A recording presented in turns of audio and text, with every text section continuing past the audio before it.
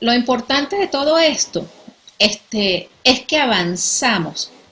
Ella había anunciado, la fiscalía había anunciado en octubre, lo recuerdas, que avanzábamos a la fase 3, e incluso lo anunció en la foto con Tarek William Saad al lado de la fiscal, porque ese fue el recibimiento, es decir, el régimen creía que estaba haciendo una gran cosa sacándose una foto con la fiscal, y la fiscal le dijo, mira, tú puedes venir porque tú representas al Estado y las organizaciones universales como la Corte Penal reconocen Estado y no gobiernos, pero yo te estoy diciendo que el examen preliminar 1 en contra del régimen de Nicolás Maduro sube a fase 3. Es decir, ¿qué representa para los venezolanos? A pesar de lo que digan muchos venezolanos, que en el caso de Venezuela, con toda la información, con todos los informes, con todo lo que sucede, con todo lo que se ha enviado,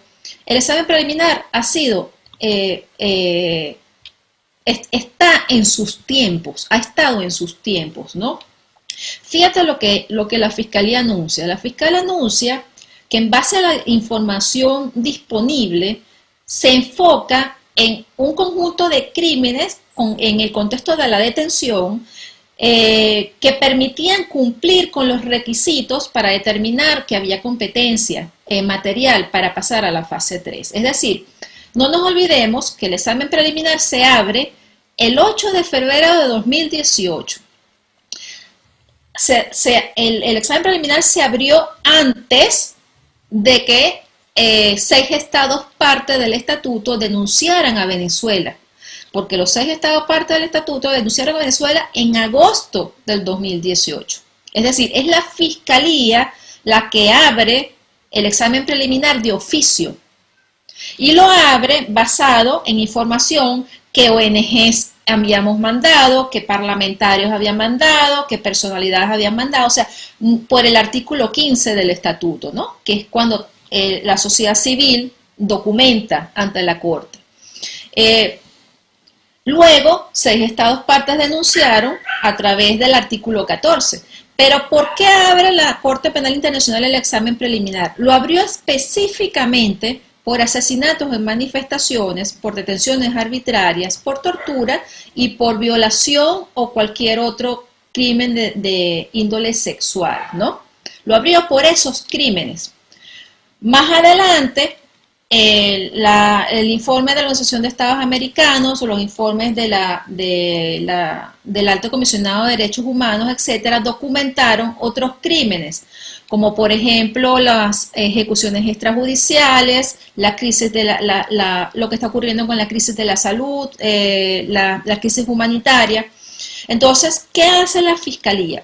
La Fiscalía recibe documentos tras documentos tras documentos, pero ella decide en subir a tercera fase con aquellos crímenes iniciales por el cual abrió el examen preliminar, porque ella consideraba, la fiscalía consideraba que eran los crímenes que estaban mejor documentados, es decir, habían sido corroborados por variedad de fuentes creíbles y por lo tanto ella podía, en base a esos crímenes, subir a fase 3. Esto no significa que otros crímenes que han sido denunciados no vayan a ser investigados. Lo que pasa es que cuando tú vas a examen preliminar, la fase de examen preliminar es una fase en donde se pueden examinar varios crímenes, pero no tiene que examinar el conjunto global de los crímenes que en el caso de Venezuela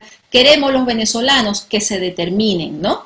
Sino que las alegaciones que se han hecho en otros informes pueden ser eventualmente investigados por la Corte cuando se abra una investigación.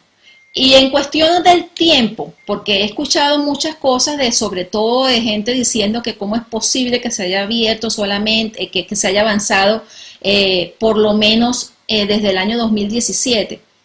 La Corte reconoce que tiene alegaciones desde el año 2014, desde febrero de 2014, pero ella se vuelve a basar en el momento en que ella abre la investigación en febrero del 2018 con los crímenes que ella abre la investigación del año que ella abre la investigación en adelante, es decir, 2017 en adelante.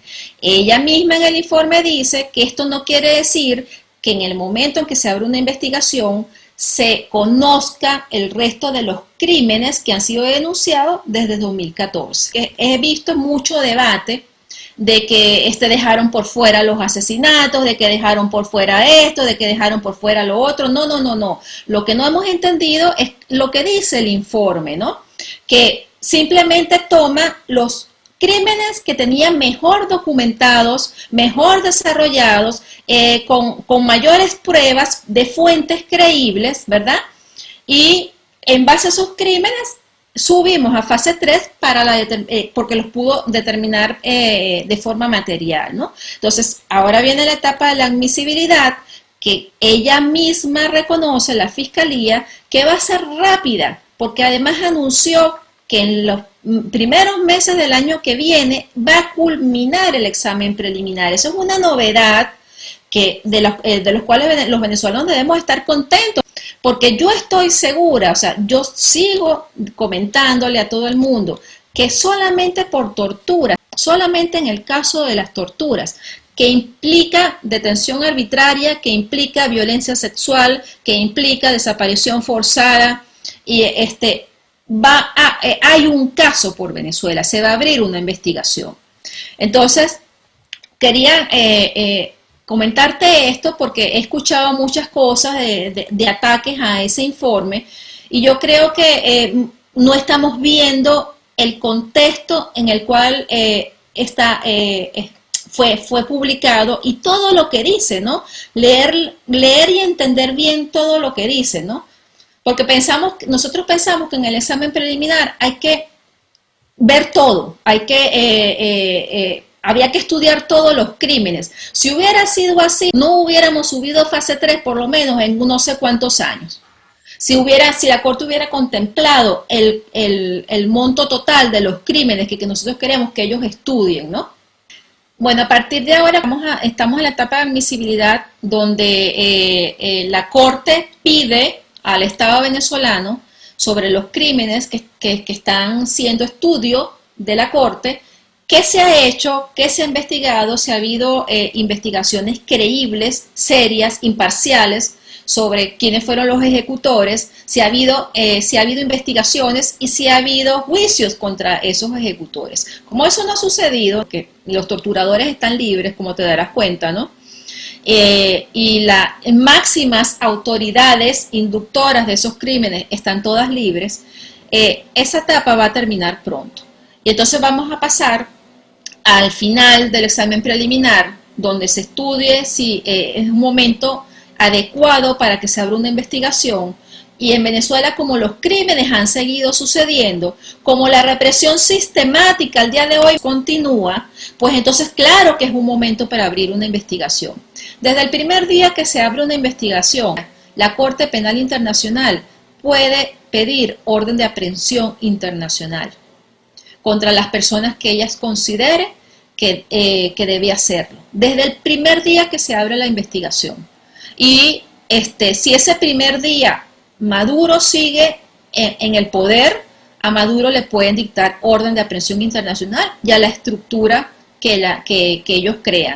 No podrá moverse como se mueve libremente, no podrá ir o salir de Venezuela, sino tendrá que ir en aviones directo a Rusia, a Irán, a Turquía.